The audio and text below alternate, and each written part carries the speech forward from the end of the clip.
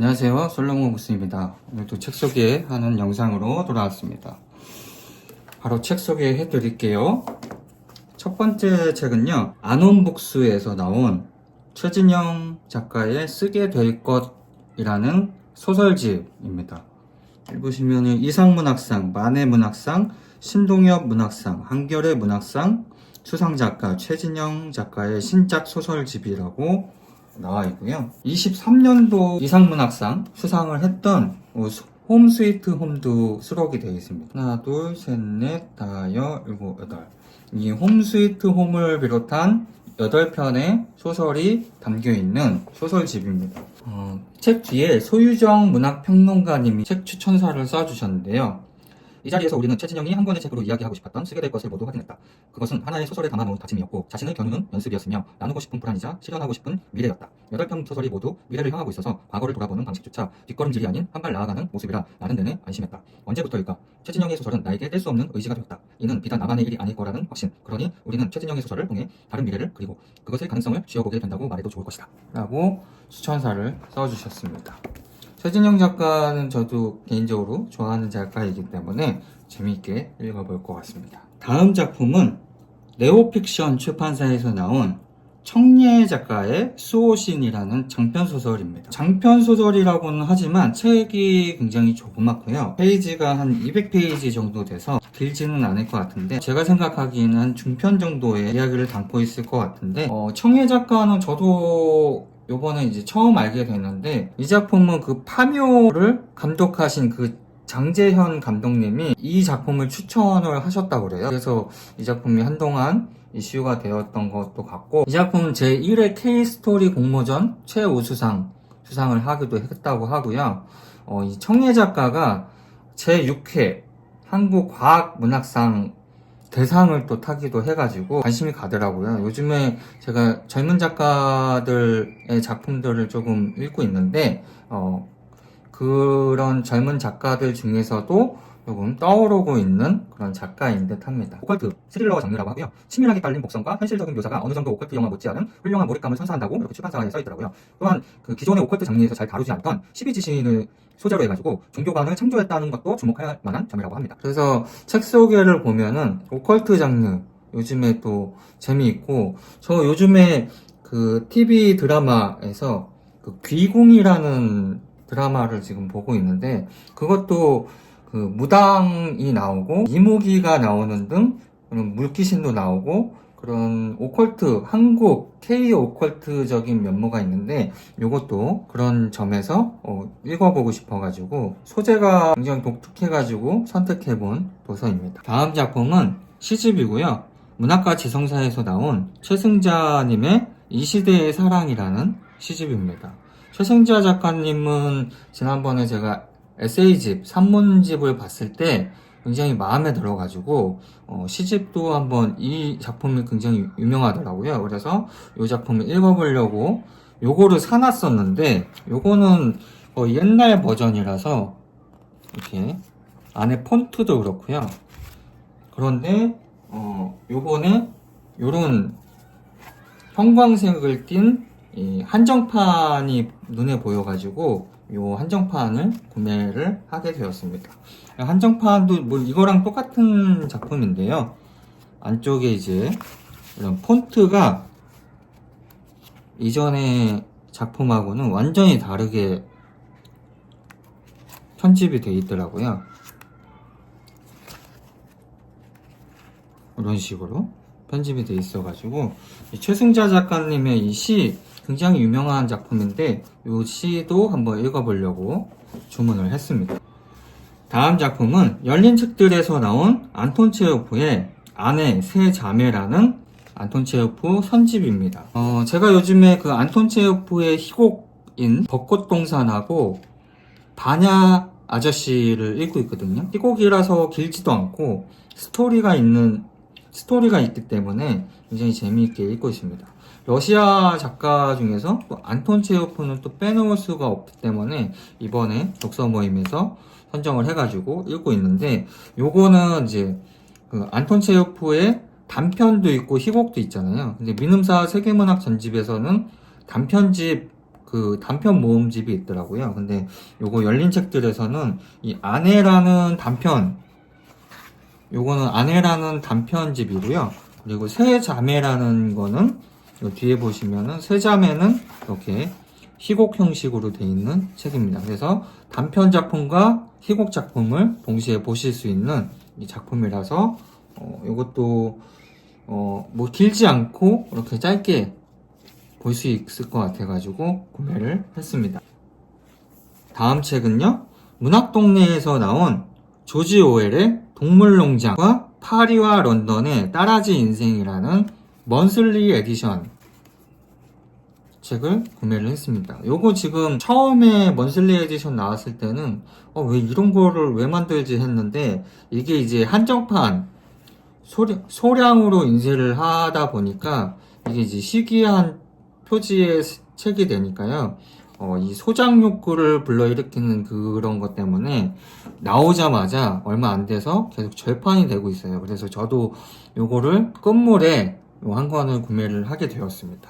문학동네 세계문학 전집에서 나오는 책하고 똑같은 책인데 이렇게 커버만 먼슬리 에디션 해가지고 이렇게 감각 있게 디자인돼서 나온 책입니다. 동물농장이야 워낙에 유명한 작품이니까 다들 아실 텐데, 요 뒤에 이제 파리와 런던의 따라지 인생이라는 작품 있잖아요. 이것도 굉장히 재미있다고 얘기를 들었습니다. 오웰이 체험한 옹색한 삶 자체를 사실적으로 묘사한 작품이 바로 파리와 런던의 따라지 인생이다. 이 작품에는 대도시의 뒷골목, 암흑에 가려진 그 구석진 곳을 배경으로 살아가는 밑바닥 인생의 생활 면모가 사실적으로 그려져 있다. 굶주림의 극한에서 허우적거리면서도 강인하게 살아가는 밑바닥 떠돌이들에게서 우리는 인간의 참된 모습을 발견할 수 있다.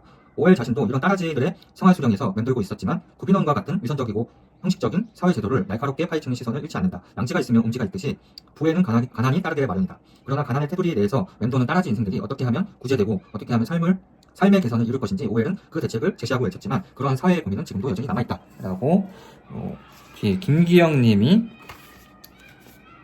해설이 이렇게 적혀져 있습니다. 그래서 제가 얘기 듣기로는 이 파리와 런던의 따라지 인생도 굉장히 재미있다고 얘기를 들어서, 저는 동물농장은 많이 여러 번 읽어봐가지고 요 파리와 런던의 따라지 인생을 읽어보려고 주문을 했습니다. 다음 작품은요, 이유리 작가의 하트세이버라는 짧은 소설입니다. 이거는 교보문고에서 달달북다라는 시리즈로 해서 로맨스 소설이 이렇게 나오게 되는데, 달달북다는 로맨스 서사의 무한한 확장을 위해 마련된 자유로운 무대입니다. 12명의 작가는 각기 다른 형태의 사랑 이야기를 단편소설 한 편과 작업일기로 선보입니다 라고 되어 있습니다. 그래서 로맨스 소설이 이렇게 짧은 단편으로 되어 있고요. 이렇게 이유리님이 친필 사인도 되어 있습니다. 요즘에 이유리 작가도 젊은 작가 중에서는 굉장히 이름을 또 알리고 계시는 작가님이신데, 브로콜리 펀치, 비눗방울퐁, 웨하스 소년이라는 작품들이 굉장히 유명하죠. 그래서 요번에 브로콜리 펀치는 제가 지금 책을 가지고 있고, 비눗방울퐁이라는 거를 제가 민음사 패밀리데이 민음사에 가서 이 작품은 구매할 예정입니다. 이유리 작가님의 이 작품을 읽어봤는데, 이 작품은 소재가 조금 재미있더라고요. 여기에 나오는 주인공이 이제 30살 남짓 되는 꽃집을 운영하는 주인공이 나오는데, 연애 매칭 프로그램인 이 하트세이버라는 프로그램을 알게 됩니다. 그리고 이게 핸드폰에 있는 앱 사이트인데요. 이 사이트에서는 그 회원들의 혈액 샘플들을 받아가지고 혈액의 정보를 바탕으로 이 회원들을 연결시켜주는 그런 프로그램이에요. 그러다 보니까 거의 100% 성공률을 한다는 그런 소재를 가지고 있는 작품입니다. 뒷부분에는 이게 짧은 작품이기 때문에 뒤에까지 이렇게 반전인 부분을 제가 말씀드릴 수는 없으니까, 그래서 이 소재 자체만으로 굉장히 재미있게 읽었던 작품이었습니다. 근데 굉장히 얇은데 책도 보면은 6,500원입니다. 단편이니까요. 6,500원으로 굉장히 저렴하니까 약간 커피 한 잔을 이렇게 책으로 살 수 있다는 그런 컨셉으로 나온 책 같습니다. 다음 작품은 이것도 이제 요즘에 이제 젊은 작가 중에서 팬덤이 있는 그런 작가이신데요. 조혜은 작가의 장편소설 입속 지느러미라는 작품입니다. 요거는 책이 굉장히 조금 힙하게 만든 책인데요. 이게 한겨레 출판에서 나온 거고요. 이런 식으로 기획이 돼가지고 나오는 책입니다. 이게 조혜은 작가인데요. 여기에 나오는 소재는 인어가 나오는데, 인어의 소재가 요즘에는 특이하지 않고 좀 흔한 소재를 가지고 나온 것 같은데, 이 인어라는 이 소재 장치는 이 전체 이야기에 그냥 소재일 뿐이고, 실질적으로는 요즘이나 예전이나 그런 청년들의 사랑 이야기, 그리고 상실에 대한 이야기, 그 상실을 극복하는 이야기를 담고 있는데, 조금은 이 조혜은스러운 약간은 섬찟한 괴랄하다? 그런 괴랄하다는 표현이 맞을 정도의 그런 작품을 보여주고 있는 작품이었습니다. 비교적 짧은 작품으로 나름 재미있게 읽었던 책입니다. 다음 작품은 다산책방에서 나온 줄리언 반스의 우연은 비켜가지 않는다라는 책입니다. 이 책은 김현수 작가와 김겨울 작가님이 이렇게 추천사를 써주셨는데요. 김현수 작가는 나는 이 책을 처음에 소설로, 그 다음에는 인생의 지침서로 읽었다. 줄리언 반스를 읽은 뒤로 내게는 어른의 수업이 시작됐는데, 이 소설의 주인공 엘리자베스 핀치는 그 수업에 가장 어울리는 선생이다. 소설 속 화자는 마지막 순간에 이르러 그래서 나는 엘리자베스 핀치를 얼마나 알게 되는가라고 자문한다. 결코 타인을 이해할 수 없다는 이 절망 앞에서 우리에게 필요한 것은 다시 읽기뿐이다. 이해하기 위해서가 아니라 타인을 그대로 받아들이기 위해서, 내 바깥의 세상을 바꾸기보다는 내가 변하기 위해서. 그러므로 줄리언 반스의 소설을 한 번 읽는 건 거의 불가능하다. 이 책도 마찬가지다. 김겨울 작가는 당신이 어떤 사람이라고 생각하는가? 당신은 당신의 친구를, 엘리자베스 핀치를 어떤 사람이라고 생각할 것인가? 학생들을 휘어잡았던 우아하고 뛰어난 선생, 혹은 은근한 답변으로 상대를 곤란하게 만들던 의문스러운 대화 상대, 혹은 자신의 사적인 부분을 쉬이 밝히지 않던, 혹은 사적인 삶이란 무엇이냐고 묻는 스토아 철학자, 혹은 그 이상 엘리자베스 핀치의 삶을 되짚어 따라가는 제자에게 그녀는 한 가지 흐름으로 정리된 매크론 서사에 도취될 것이냐고 묻고 있다. 이제 당신이 대답할 차례다. 당신이 읽은 엘리자베스 핀치는 어떤 사람이었는가? 당신은 분명히 잘못 알게 될 것이다. 라고 되어 있습니다. 이전에 줄리언 반스의 예감은 틀리지 않는다라는 작품을 굉장히 좋게 봐가지고요. 요것도 읽어보려고 주문을 했고, 역시 정영목 번역가님이 번역을 해주신 겁니다.